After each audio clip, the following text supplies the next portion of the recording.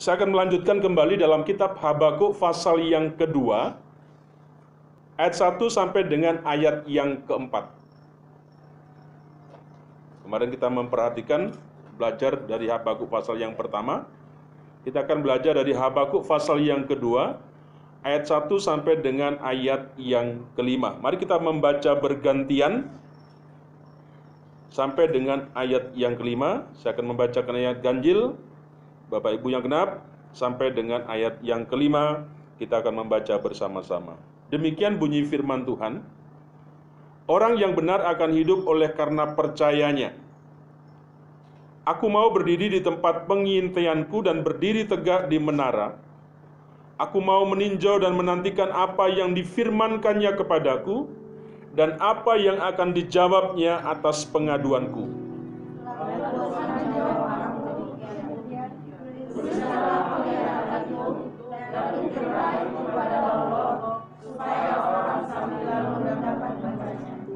Sebab penglihatan ini masih menanti saatnya, tetapi ia bersegera menuju kesudahannya dengan tidak menipu. Apabila berlambat-lambat, nantikanlah itu, sebab itu sungguh-sungguh akan datang dan tidak akan bertangguh.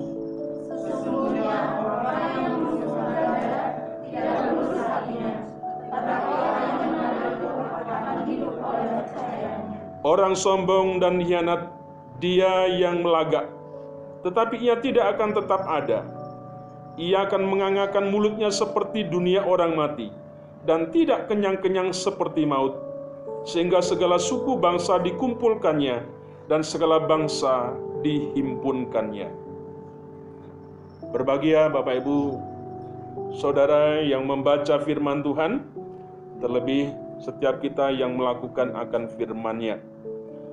Kita akan perhatikan di dalam ayat yang keempat, di sana dikatakan, sesungguhnya orang yang membusungkan dada tidak lurus hatinya, tetapi orang yang benar akan hidup oleh percayanya. Sesungguhnya orang yang membusungkan dada tidak lurus hatinya, tetapi orang yang benar itu akan hidup oleh percayanya. Orang benar hidup oleh percayanya. Bapak Ibu Saudara yang kasih Tuhan,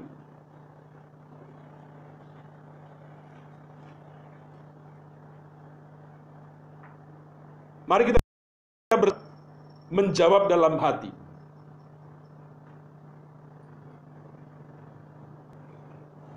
Dalam kehidupan kita,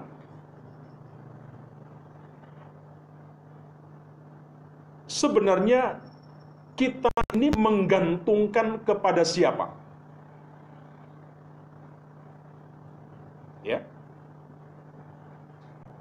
Dalam kehidupan kita secara pribadi,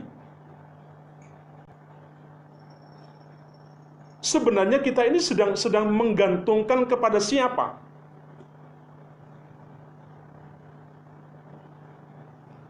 Apakah yang menjadi gantungan kita dalam seluruh hidup kita itu bertumpu pada kelimpahan secara finansial?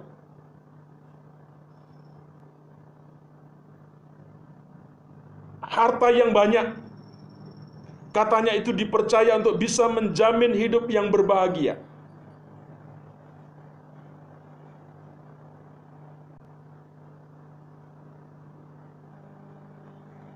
Katanya, jangan jadi orang yang miskin supaya nggak sakit. Jadilah orang kaya supaya nggak sakit, katanya begitu. Kenapa? Ada sebuah anggapan bahwa harta banyak itu bisa menjamin hidup bahagia. Benar Mama Yuska ya? Kira-kira begitu ya? Enggak juga ya?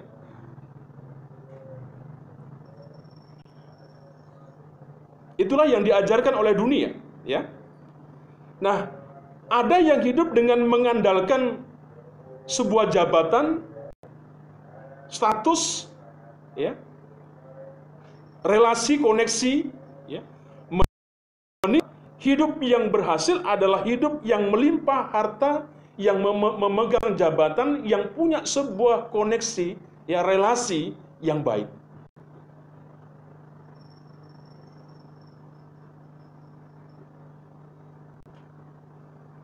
Itulah, Bapak Ibu, katanya yang membuat mereka, ya, benar-benar dalam tanda kutip.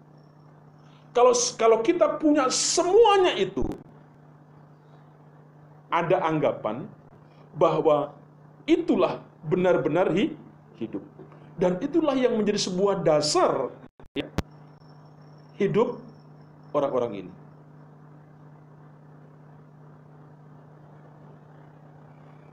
Sehingga Bapak Ibu, semakin lama semakin jarang ada orang yang bisa hidup tanpa mengejar semuanya itu.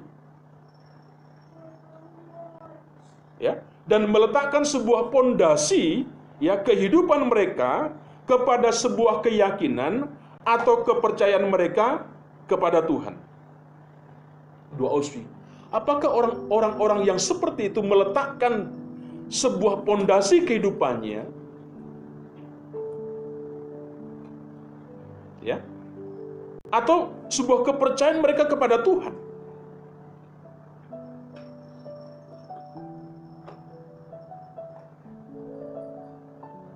Kalau kita melihat kepada bukti yang secara nyata, Bapak Ibu, ada beberapa banyak orang yang bisa tetap bertahan untuk percaya tanpa kehilangan pengharapan saat jawaban atas doa tidak kunjung datang. Ada sebagian orang yang kecewa dan menuduh Tuhan yang bukan-bukan. Kenapa? Karena apa yang diharapkan, apa yang dinantikan, apa yang dirindukan tidak kunjung tercapai seperti itu. Seperti Ayub, kita sudah belajar. Kadangkala kita hanya mau, ya, menerima yang baik. Tetapi kita marah kalau harus menerima yang buruk. Yang baiknya saja kita mau senang. Tetapi bagaimana pada saat yang buruk?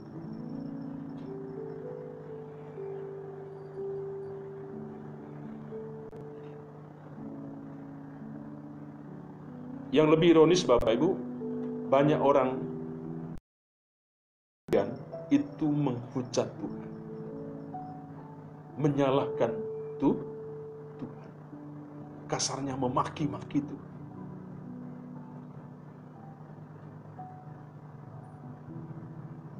Kadang-kadang kita tidak menyadari, kita sudah merenungkan kembali minggu yang lalu.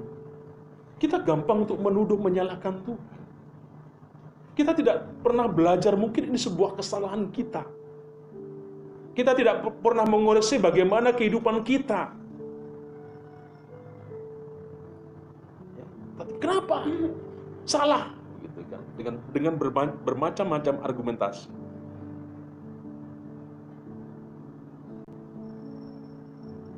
Bapak Ibu,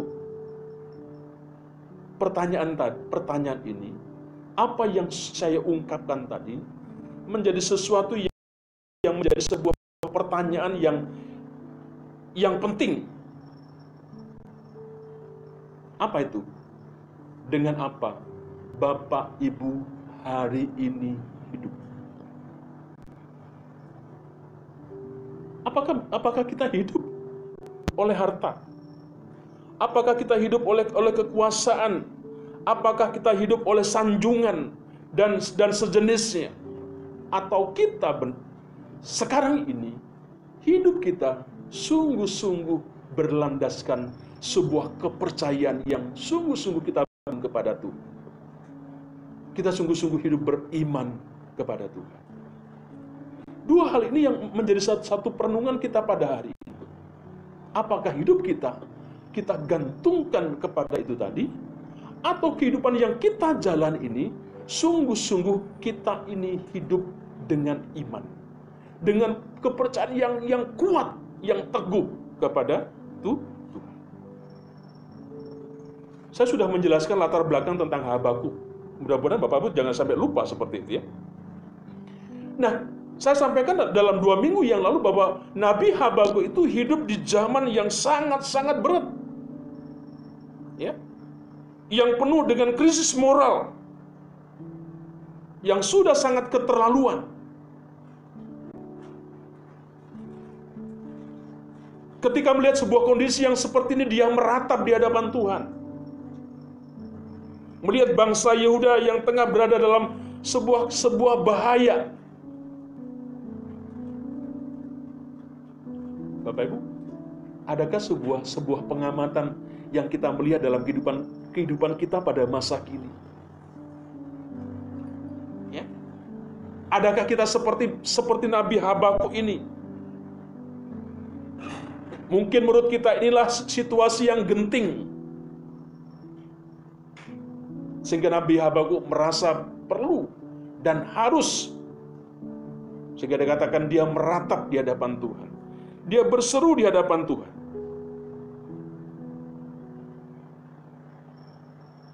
Habakuk sadar apa yang menyebabkan semua terjadi di tengah-tengah bangsanya. Apa itu? Adalah ketidaksetiaan.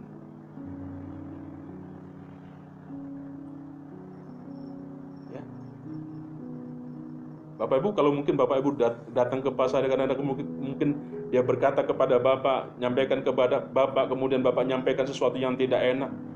Ya itulah tugas kami sebagai hamba Tuhan. Ya. Kita sudah diberikan waktu sama Tuhan selama 6 hari. Ya. Hari Sabat. Hari yang dikuduskan, yang dikhususkan untuk umat beribadah. Ya. Bapak Ibu, mari kita gunakan waktu yang ada untuk kita datang di hadapan Tuhan. Kenapa? Tuhan sudah memberikan waktu yang lain kepada setiap kita. Ya kira-kira jangan diambillah hari waktunya itu, khususkan untuk kita datang bersama keluarga kita, anak-anak kita datang di hadapan Tuhan. Ya, jangan urusi dulu yang lain lah, kira-kira begitu.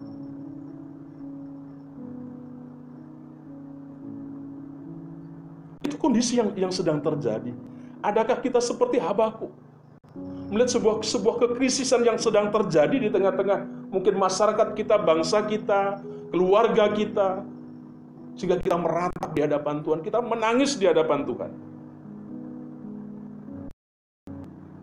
Parahnya lagi, Bapak Ibu, tidak hanya yang terjadi pada bangsa itu, tetapi bangsa itu juga diusik oleh orang Kasdim. Kalau bicara dalam sederhana, Bapak Ibu, kita ini banyak hal yang kira-kira kurang bagus gitu. Sementara di lingkungan kita sepertinya dalam tanda kutip tidak dibuat nyaman sama mereka.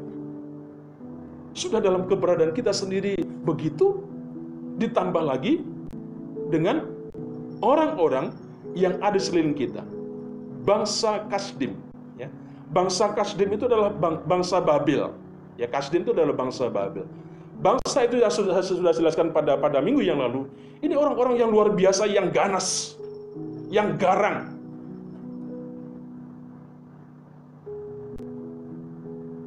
Bapak Ibu, inilah situasi yang mengerikan.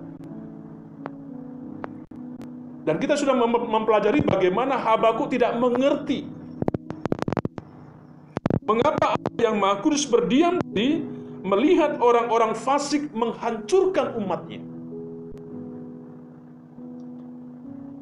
Ya. Dia berkata, bukankah engkau ya Tuhan dari dahulu Allahku yang Maha Kudus tidak akan mati? Ya Tuhan, telah kau tetapkan dia, dikatakan seperti itu ya, untuk menghukumkan ya gunung batu, telah kau tentukan dia untuk menyiksa. Matamu terlalu suci untuk melihat kejahatan, dan engkau tidak dapat memandang kelaliman. Mengapa engkau memandangi orang-orang yang berbuat khianat itu, dan engkau berdiam diri apabila orang fasik menelan orang yang lebih benar dari dia? Ayat 12-13. Habakuk mempertanyakan, ya, di mana kiranya keadilan Tuhan, yang seolah-olah Tuhan itu berdiam diri, seolah-olah Tuhan itu membisu. membiarkan semuanya bahaya yang sedang menanti, ya, untuk menghancurkan bangsa Yehuda. Saya sudah berkata, seringkali Bapak Ibu, kita mempertanyakan hal yang sama kepada Tuhan. Ya, masih ingat ya? Saat kita berada dalam kondisi yang buruk, sama dengan Habakuk, tidak mengerti itu satu hal. Memang kemampuan kita terbatas untuk bisa menyelami apa yang menjadi rencana Tuhan, apa yang menjadi maksud Tuhan.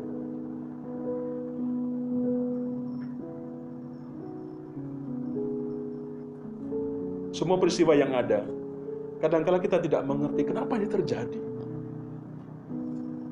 Kita mempertanyakan itu kepada Tuhan. Tuhan, 20 tahun begitu kira-kira perjalanan kami di tempat ini, kenapa seperti itu? Kita tidak mengerti. Tetapi Bapak Ibu, saya mengajak jangan kemudian membiarkan hal itu berlanjut menjadi kita ini tidak percaya. Kita boleh, ya, tidak memahami, tidak mengerti apa maksudnya Tuhan. Tetapi Bapak Ibu, jangan sampai kemudian itu membuat kita menjadi tidak percaya, tidak beriman kepada Allah. Jangan sampai itu terjadi. Dan pasti, kalau kita sudah tidak percaya, kita akan menolak. Kita akan menjadi orang yang malas. Ngapain sih? Ngapain?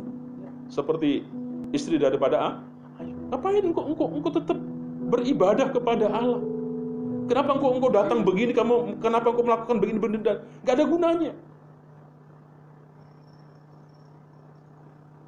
Untungnya Bapak Ibu, dalam ayat yang keempat tadi, Habakuk ternyata cepat menyadari. Apa yang dikatakan di ayat yang keempat?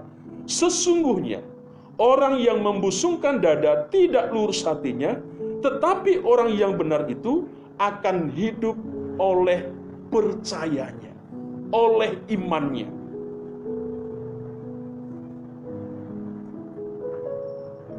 Apa yang disebut di sini Bapak Ibu? Sebenarnya jiwa dari orang-orang yang menyombongkan diri itu tidak lurus dalam dirinya, tetapi ya, orang-orang yang benar tanpa kompromi akan hidup oleh iman, oleh percayanya, oleh kesetiaannya. Ini akhirnya yang menjadi kesimpulan daripada Habakuk. Iman yang bisa percaya penuh, iman yang tidak tergoyahkan, tetap setia, tetap memandang apapun yang terjadi. Itulah yang seharusnya menjadi dasar sebagai penggerak di dalam kehidupan perjalanan kita.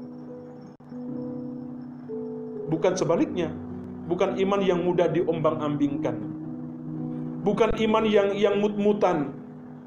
Ya. Kalau kita hari ini baik, ya kira-kira baik. Kalau besok berubah, juga ikut seperti itu. Bukan seperti itu. Bukan iman yang diombang-ambingkan oleh berbagai hal dunia. Bukan yang diombang-ambingkan oleh pengajaran-pengajaran yang sesat. Bukan pula iman yang mudah tergoncang oleh masalah-masalah dalam hidup. Bapak Ibu, kita sudah mendengar semua orang hidup punya masalah. Setuju? Ya. Siapapun hanya memandang, hanya kacamatanya yang berbeda memandang satu dengan yang lain. Ya. Bahkan teman kita kadang-kadang begitu. Kalau kita kumpul, Pak Bos, dipanggil Pak Bos, dalam pintu Tuhan, kita dipanggil Pak Bos, duit aja nggak punya, tapi panggil Pak Bos sama teman. Ketemu teman kita di jalan, kita sapa, Pak, kenapa Bapak pergi melulu, ada apa? Sebenarnya Bapak, saya butuh Bapak, ada apa? Mau pinjam uang untuk modal saya kerja. Orang tidak pernah melihat bagaimana kita punya persoalan masalah. Pikirnya kita baik-baik hidup kita. Enak ya Pak Cornelis. Ya kan begitu kira-kira ya? Enak dia. Coba cari tahu seperti apa hidupnya dia. Semua hanya memandang satu dengan yang lain. Duitnya banyak, ini banyak, bisa ini dan sebagainya. Ya, Bapak Ibu, mari saya ingin mengajak kepada setiap kita. Masalah-masalah di hidup jangan pernah kita ditergoncangkan. Sebenarnya itu tidak berat. Selalu saya berkata, kadangkala kita terlalu membesar-besarkan persoalan kita. Sepertinya dunia ini sudah mau kiamat. Sepertinya tidak ada sesuatu yang kita tidak bisa buat.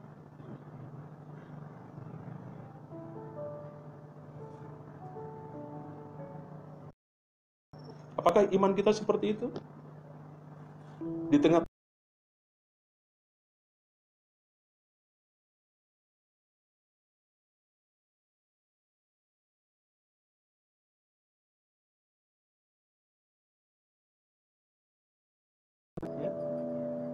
wajahnya seperti apa mereka?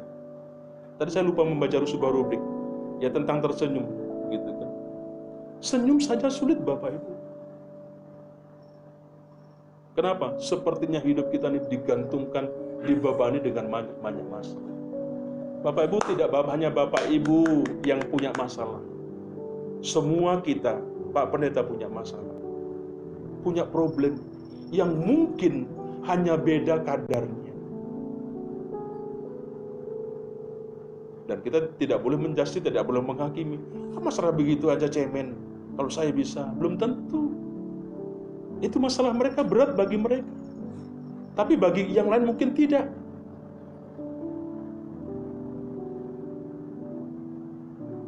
Bagaimana dengan kepercayaan daripada siapa itu? Tentang Sadrak, Mesak, Abednego. Masih kan Bapak ditanya? Iya kan? Sadrak, Mesak, Abednego tetap teguh dan tetap tenang saat dimasukkan ke dalam api. Ya, meski mereka belum tahu apakah Tuhan mau menyelamatkan atau tidak, dia bisa tenang, dia bisa nyaman, kira-kira begitu.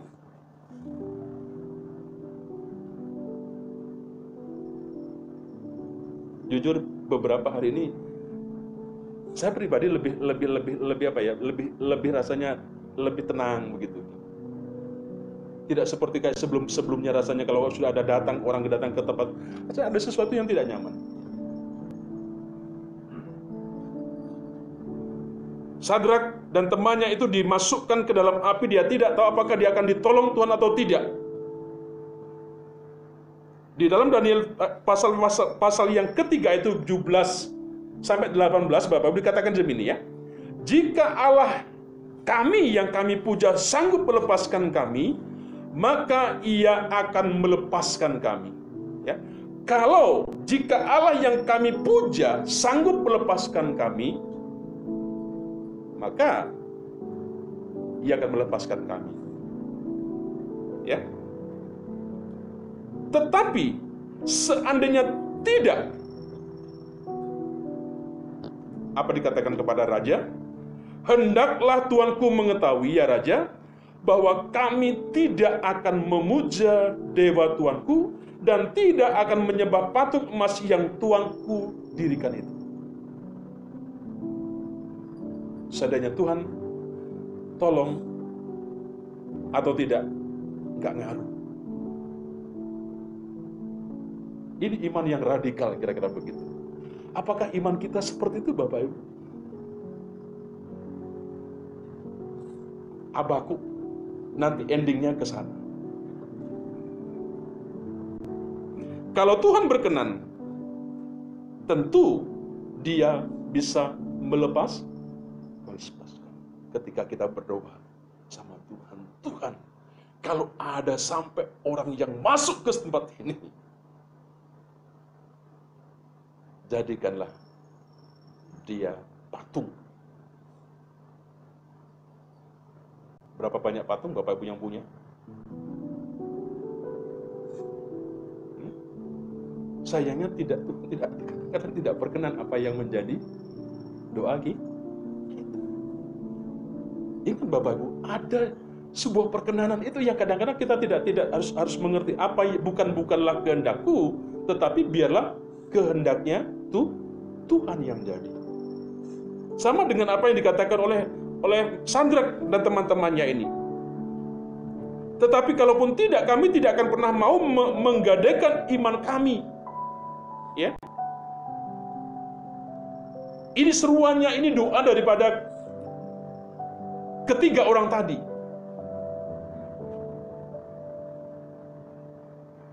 Ternyata apa ceritanya Bapak-Ibu? Imannya lah yang menyelamatkan mereka. Api tidak pernah menghanguskan. Ada firman Tuhan, saya lupa itu Bapak Ibu. Apa namanya? Api tidak menghanguskan, kemudian air, ya, itu tidak akan menghanyutkan. Api tidak membakar, air juga tidak akan menghanyutkan. Kembali kepada Habakuk. Meskipun Habakuk tidak mengerti mengapa, ya, Tuhan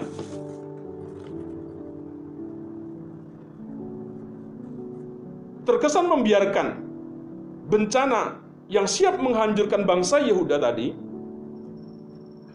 tapi ada sebuah keyakinan yang dia percaya. Habakuk tahu pasti bahwa Tuhan tidak akan pernah melupakan orang-orang yang meletakkan hidupnya dalam iman yang setia, ya, yang silakan, yang radikal, yang diaplikasikan dalam hidupnya. Iman yang teguh, yang disertai rasa percaya sepenuhnya kepada keputusan atau kehendak Tuhan, tidak kompromi.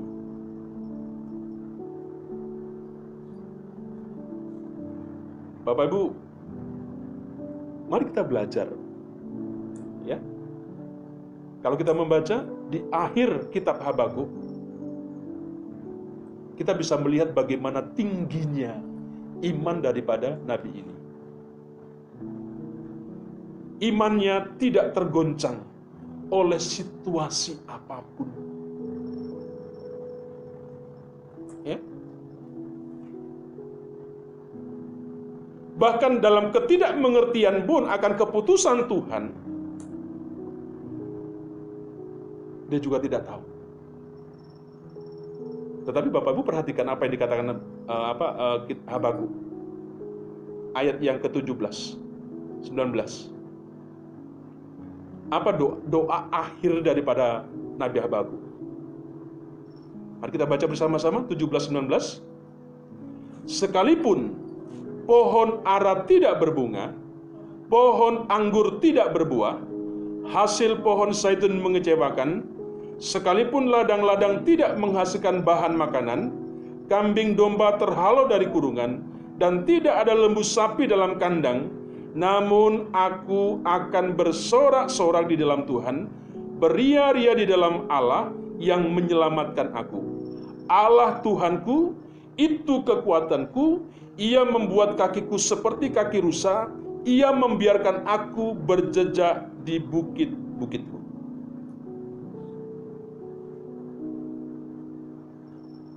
Bapak Ibu, apa yang dikatakan? Keadaan krisis, sebuah tekanan, ketakutan, ancaman yang kelihatan mengerikan sekalipun, Habakuk memutuskan apa? Untuk bersikap positif, ya, dengan menggantungkan hidupnya pada iman yang setia dan percaya pada Tuhan. Itulah yang membuatnya dia bisa bersuka cita. Itulah yang menyebabkan dia katakan dia bersuka cita, dia bisa bersorak-sorai pada Tuhan. Kenapa? Karena kepercayaan yang seperti itu. Dia percaya penuh, dia berserah kepada Tuhan. Kemarin kami penyuluh non PNS di Kerawang datang kemana, ke tempat panti, ya, panti apa, Gerbang Emas, yang di mana itu? Di mana? Paledang, Paledang ya. Apa dikatakan di sana? Menarik Bapak. Ada katanya di Kerang ini namanya lembaga ini Pak, yang ini gitu kan.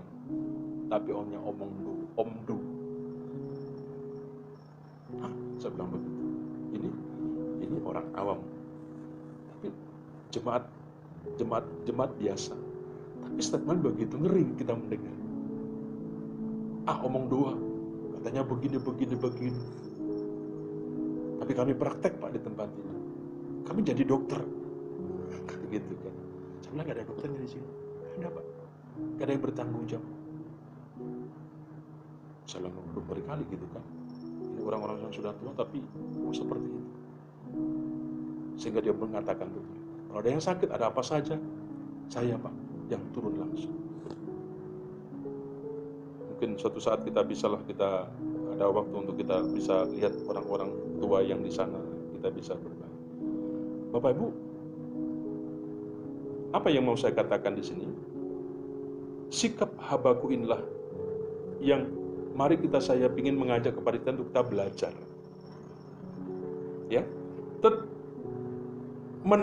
mendasarkan imannya secara penuh berserah kepada keputusan Tuhan. Meskipun situasi yang ia hadapi mungkin akan terus menjadi lebih parah.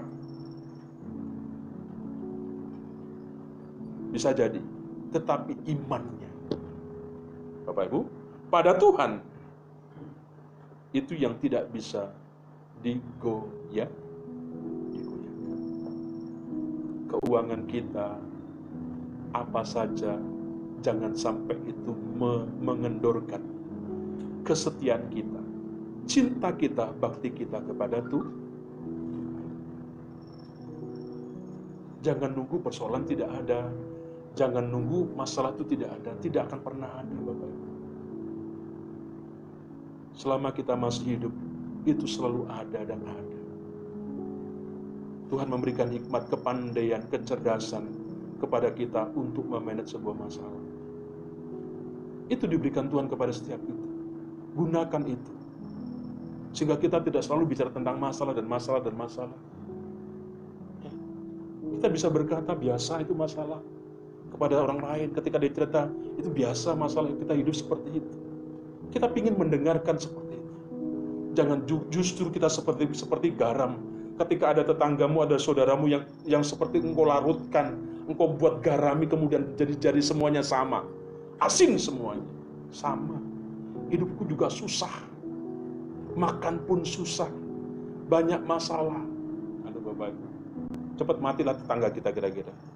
Kalau dengar kita datang seperti itu. Saya percaya ketika engkau tidak punya sesuatu, mungkin berbagi kepada mereka.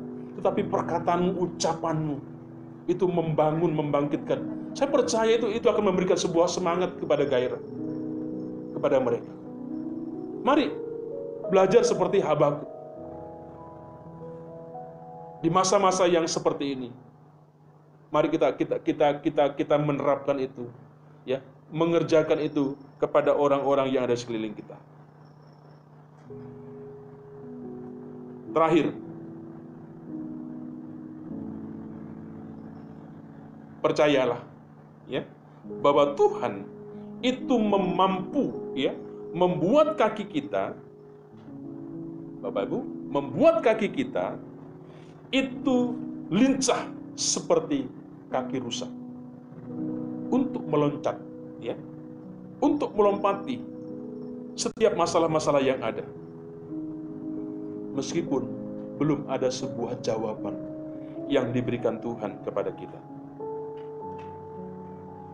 Mari kita percaya sepenuh hati kepada Tuhan. Saja yang ada dalam hidup. Saya sudah mengingatkan, mungkin Tuhan sedang mengajak kepada kita untuk menelisik tentang kehidupan kita. Sehingga kita bisa berbagi kepada orang lain.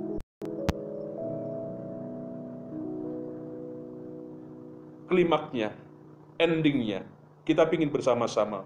Pada suatu saat nanti, ketika ada seperti yang masalah-masalah yang ada, kita akan bisa seperti Nabi Habakuk. Kita akan berkata seperti itu.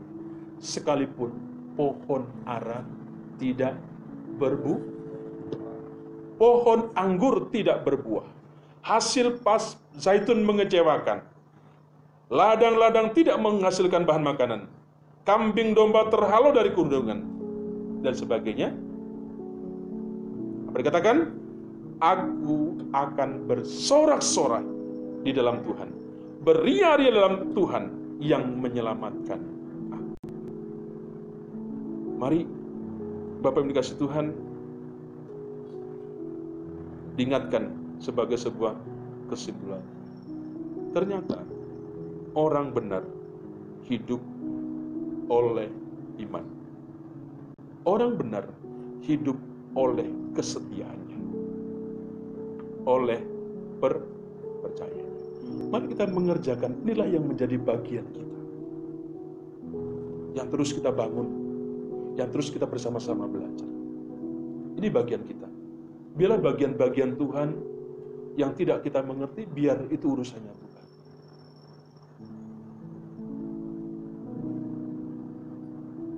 Saya rindu jemaat di tempat ini, Bapak Ibu dimanapun yang ada, yang mendengar firman Tuhan.